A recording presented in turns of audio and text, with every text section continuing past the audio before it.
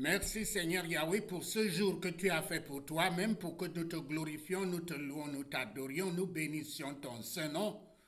Nous te glorifions, nous te louons. Merci Père, sois toujours glorifié. L'écriture que notre Seigneur Saint-Esprit nous a donnée ce jour de hier, c'est 1 Chronique 12, versets 19 et 20. Je lis. Des hommes de Manassé se joignirent à David lorsqu'il alla faire la guerre à Saul avec les Philistins. Mais ils ne furent pas en aide aux Philistins, car après s'être consultés, les princes des Philistins renvoyèrent David en disant: il passera du côté de son maître Saul, au péril de nos têtes. Quand il retourna à Tsiklag, voici ceux de Manassé qui se joignirent à lui: Adnash, Josabad, Jedaïel, Michaël, Josabad, Elihu, and Tsiltai, chef des milliers de Manassé. Ceci est la parole de notre Seigneur Yahweh. Père, béni soit ton Saint-Nom et sois toujours glorifié. Le sermon qui m'a guidé à préparer sur la base de cette écriture, je l'ai intitulé « En période d'instabilité, fais la transition et change de loyalisme, de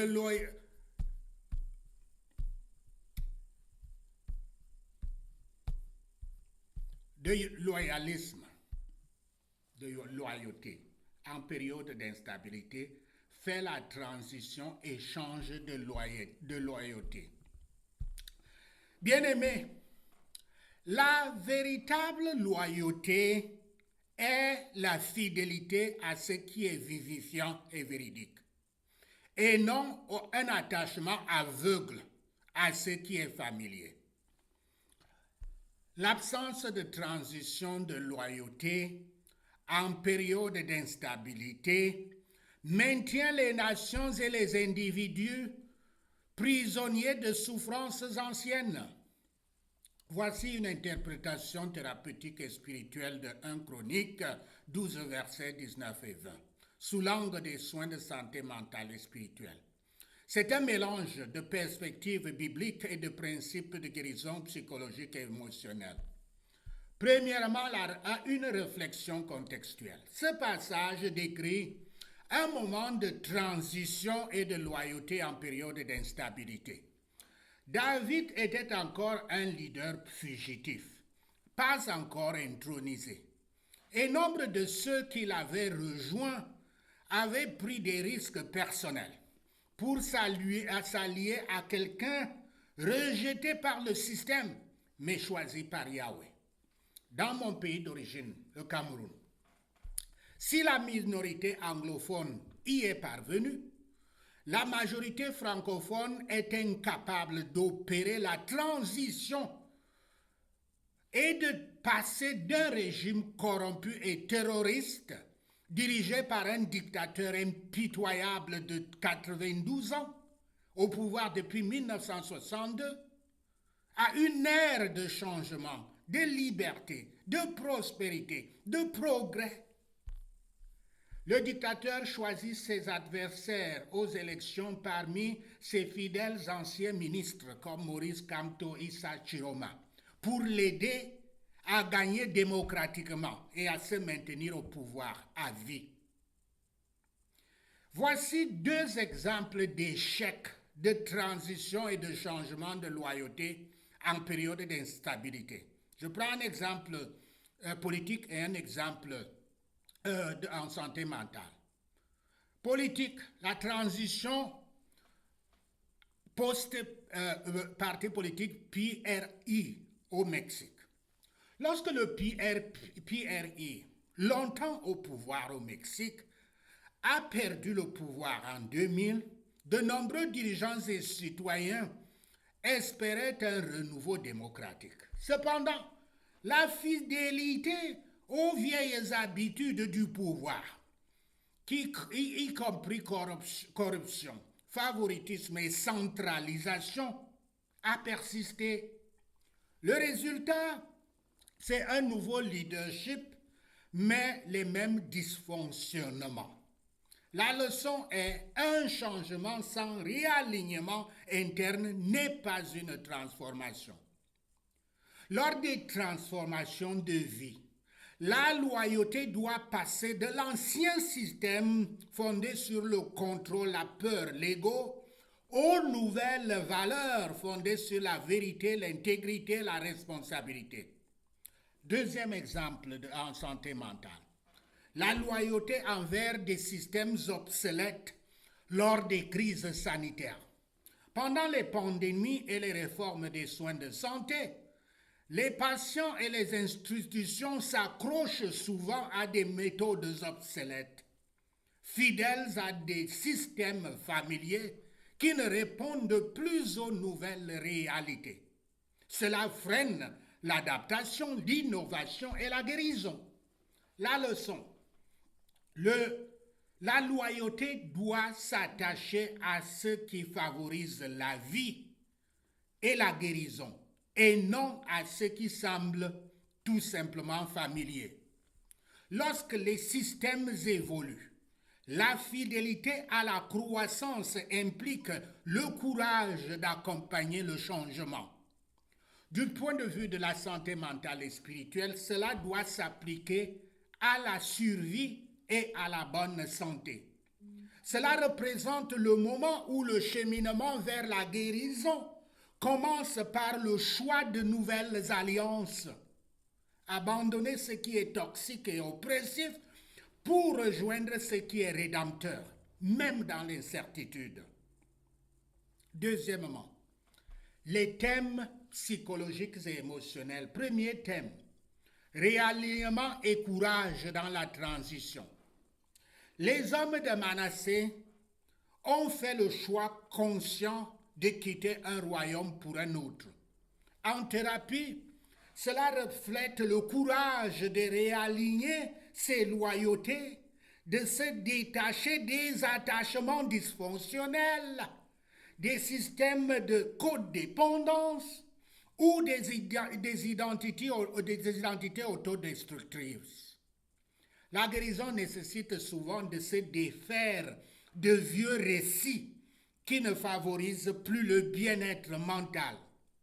L'approche thérapeutique, c'est d'affirmer que la guérison commence lorsque nous cessons de défendre ce qui nous nuit et que nous nous tournons vers ce qui nourrit notre vérité. Le terme ici, c'est lâcher prise sur ce qui ne favorise plus la guérison, tout en avançant avec audace vers un but. L'objectif thérapeutique, c'est clarté des limites, confiance en soi et régulation émotionnelle pendant le changement. L'objectif spirituel, c'est abandon, foi et direction divine. Des affirmations pour transformer ton esprit et ton âme peuvent être 1. Je libère ce qui ne correspond plus à ma paix et à mon but. 2. Le changement n'est pas une perte, c'est mon âme qui se tourne vers la croissance. 3. Yahweh me donne du courage pour chaque nouveau pas. 4. Je peux faire le deuil de ce que je laisse derrière moi et continue d'avancer avec grâce. 5. Je choisis la paix plutôt que la pression, la direction plutôt que la distraction. 6. Chaque fin porte en elle la graine d'un commencement divin. 7. Le réalignement n'est pas un rejet, c'est une réorientation vers la plénitude. Et 8. Mes transitions sont des occasions sacrées de renouveau. Deuxième thème, confiance et connexion dans des alliances sûres. David représente un leader sûr et déterminé, un archétype d'attachement sûr et de leadership ancré. Les hommes qui l'ont rejoint ont trouvé l'appartenance dans la raison d'être et non dans le pouvoir. Ils n'avaient pas encore le pouvoir.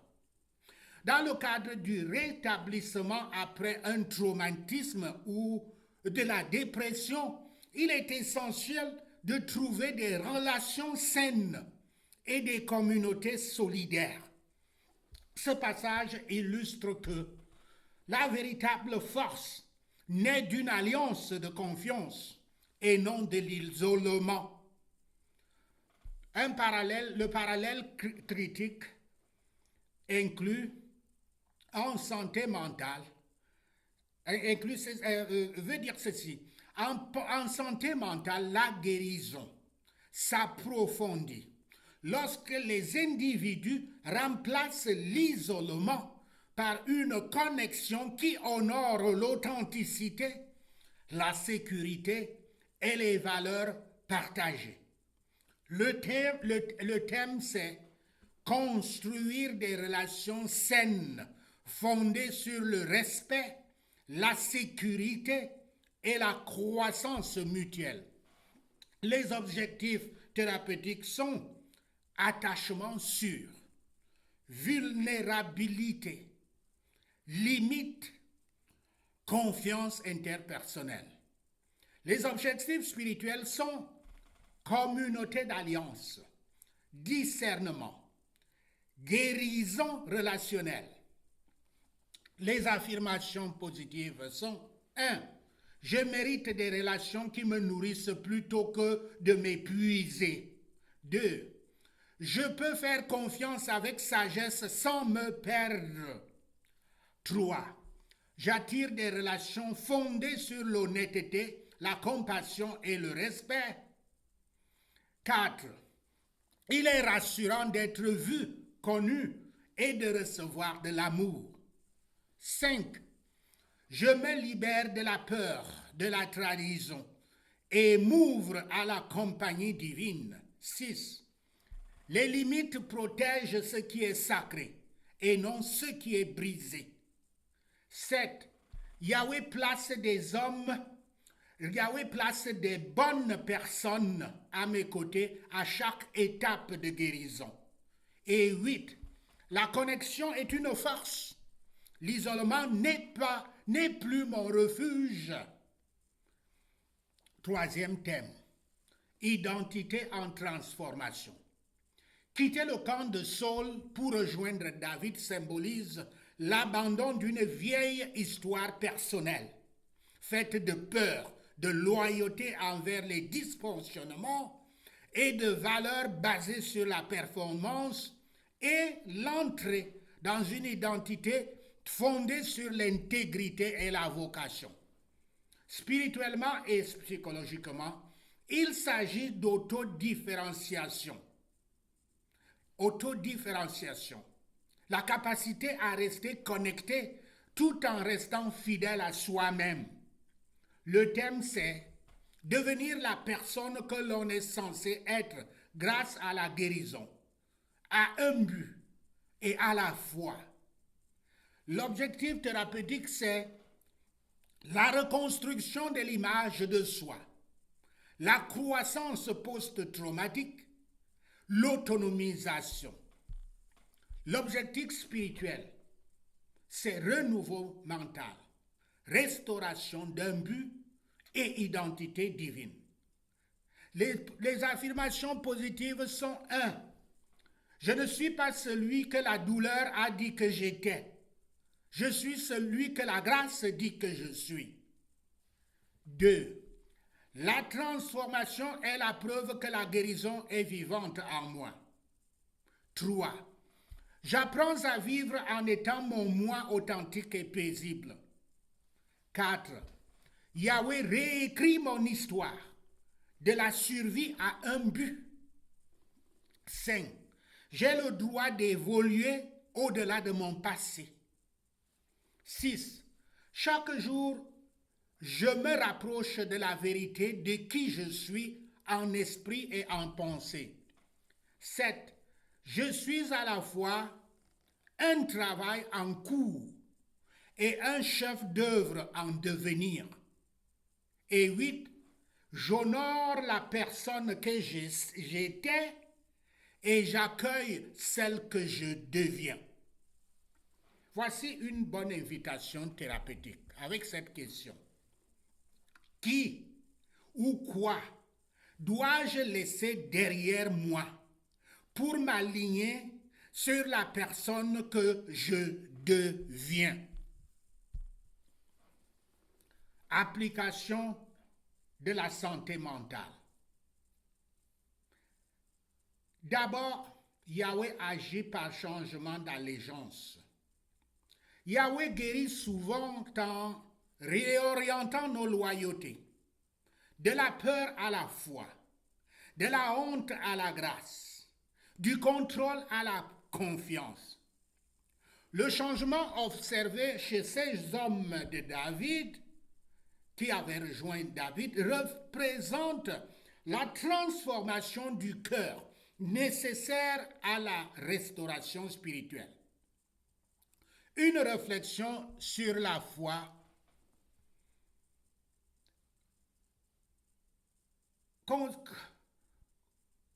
consiste à se dire ceci.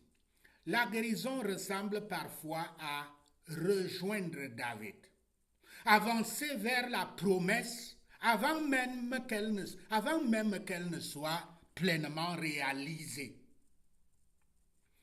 Il y a la communauté vue comme force de guérison. Tout comme ces guerriers ont renforcé la mission de David, les communautés spirituelles et émotionnelles saines renforcent le rétablissement individuel. La guérison n'est pas un chemin solitaire. Elle nécessite d'autres personnes partageant un objectif et une résilience commune. Le principe pastoral, c'est que les véritables communautés de guérison ne se construisent pas par la perfection, mais par le courage et la vulnérabilité partagée. Je dis ici, dans le monde, quand tu entends le mot vulnérabilité, tu sembles comprendre par la faiblesse, la vulnérabilité, qui est ce qu'il faut pour l'humilité, est plutôt un pouvoir, une force spirituelle. Maintenant, l'intégration dans les soins mentaux et spirituels. Je vais faire cette intégration en disant le thème, en disant l'orientation psychologique et en disant l'application de la perspicacité spirituelle. Le thème, premier thème, réalignement des attachements. L'orientation psychologique, c'est quitter le camp de Saul, signifie se libérer des dépendances toxiques. Et l'application spirituelle, c'est établir des liens solides basés sur le respect mutuel. Deuxième thème, courage dans le changement. L'orientation psychologique, c'est rejoindre David veut dire choisir la guérison malgré l'incertitude. L'application spirituelle, c'est pratiquer de petits actes de courage au quotidien. Troisième thème, objectif et identité. L'orientation psychologique, c'est s'aligner sur l'appel divin. Et l'application spirituelle, c'est relier les objectifs de vie à un sens spirituel. Dernier thème, communauté. Communauté en rétablissement. L'orientation psychologique, c'est combattre des groupes de raid ensemble, qui veut dire une résilience partagée. L'application spirituelle, c'est rejoindre ou bâtir une communauté de guérison solitaire. Maintenant, la réflexion finale ou encore l'invitation à la rédaction d'un journal. Deux questions peuvent te guider en cela, bien-aimé. La première question, de quelle loyauté, habitude ou identité dois-je me défaire pour rejoindre mon David, qui est le chemin de la guérison et du but vers lequel Yahweh m'appelle? Deuxième question, qui dans ma vie renforce mon rétablissement au lieu de le compromettre? Bien-aimé, les moments les plus cruciaux de la vie, qui exigent à la fois transformation et loyauté en période d'instabilité, sont ceux où ton identité, tes relations, ton but ou ta foi sont redéfinis. Ils sont, je vais en citer 7. Premièrement, deuil et perte, y compris décès, divorce, séparation. La transition consiste à passer de la présence à l'absence, à se redéfinir sans l'autre. La loyauté essentielle ici est de rester fidèle à la vie, à la guérison et à l'espoir, et non au désespoir. Ceci est crucial, car la perte brise le sentiment de familiarité et d'appartenance. Rester fidèle à la croissance pendant le deuil permet de transformer l'amour et non de le détruire. Une bonne affirmation positive est: la loyauté envers la vie après une perte est un courage déguisé en sacré. Deuxièmement, changement d'identité et transformation personnelle. La transition consiste à passer d'une ancienne image de soi à une identité renouvelée et authentique. Par exemple, rétablissement, changement de carrière, réveil de la foi. La loyauté est essentielle envers la vérité et non envers les anciennes étiquettes ou les anciens rôles. Ceci est crucial car le changement menace l'appartenance et la prévisibilité. Rester fidèle à son objectif maintient la stabilité dans la reconstruction de soi. L'approche thérapeutique consiste à rester fidèle à tes valeurs chrétiennes, même si la version de toi qui les défendait évolue. Troisièmement, réorientation relationnelle. Dans la famille, les amitiés ou les limites. La transformation ici consiste à passer d'un attachement malsain à une autonomie et une interdépendance saine. La loyauté est nécessaire au respect de soi et non au contrôle, à la peur ou à la codépendance. Ceci est crucial car la sécurité émotionnelle et la sécurité de l'attachement sont mises à rude épreuve lors des changements relationnels. Une bonne affirmation, c'est: les limites sont la loyauté envers la paix et non l'éloignement de l'amour. Quatrièmement, crise de foi et réveil spirituel. La transition ici consiste à passer d'une croyance héritée à une conviction personnelle, d'une religion fondée sur la peur à une foi authentique. La loyauté est nécessaire envers le Dieu de la vérité et de grâce, Yahweh, et non envers les attentes institutionnelles d'une Église. Ceci est crucial, car la transition spirituelle peut rassembler à un exil. La loyauté signifie ici faire confiance au processus divin dans l'incertitude. Une bonne affirmation, c'est la foi est la loyauté la foi est la loyauté envers un but la foi est la loyauté envers un but invisible, alors que l'ordre visible s'effondre. Cinquièmement, transition vocationnelle ou de finalité.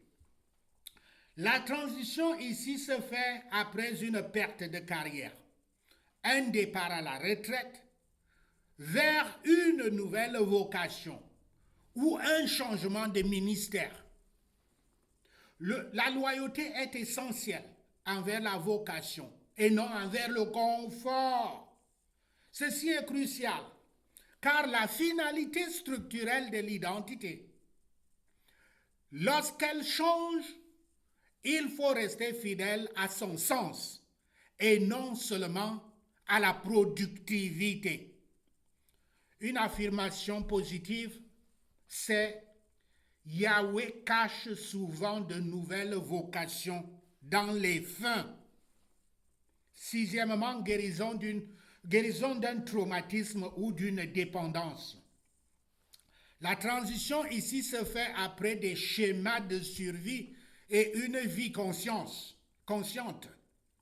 La loyauté est essentielle envers le rétablissement et la vérité, même lorsque la honte et la peur refont surface. Ceci est crucial car la guérison dissipe la douleur familière. La loyauté envers le rétablissement soutient le changement lorsque la rechute ou la régression émotionnelle tente l'ancien moi. Une bonne affirmation, c'est chaque pas qui s'éloigne de la douleur est une loyauté envers le moi guéri qui attend. Septièmement, changement de communauté ou de leadership. La transition ici consiste à quitter un groupe, un rôle ou un leader pour en rejoindre un autre, comme les hommes de Manassé rejoignant David. La loyauté est nécessaire à l'intégrité et à la vision, et non à la politique ou à l'approbation. Ceci est crucial, car la loyauté lors des transitions de leadership prouve le caractère. Le cœur stable devient une présence stabilisatrice pour les autres. Une bonne affirmation, c'est la véritable loyauté ne consiste pas à suivre aveuglement, mais à rester fidèle à la vérité lorsque les structures changent. Bien-aimés, les transitions les plus cruciales sont celles qui mettent à l'épreuve l'identité, l'appartenance et le sens de la vie. La loyauté la plus sacrée n'est pas envers les circonstances, mais envers la vérité, la guérison et la direction divine. Lorsque un Chronique 12, versets 19 et 20 est réexaminé pour une transformation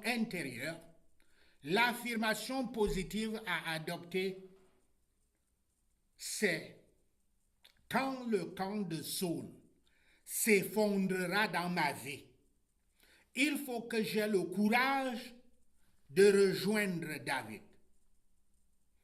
Bien-aimés, 1 Chronique 12, versets 19 et 20 nous rappelle que la guérison exige le courage de quitter ce qui est familier mais brisé, de s'aligner sur la vérité et le but, et d'accepter l'aide de ceux qui renforcent et non qui épuisent notre esprit.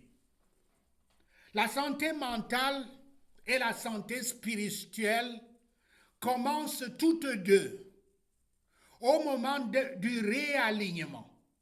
Lorsque nous choisissons le camp de la guérison plutôt que celui de la maladie. Sache ceci et notre Seigneur Yahweh te bénira.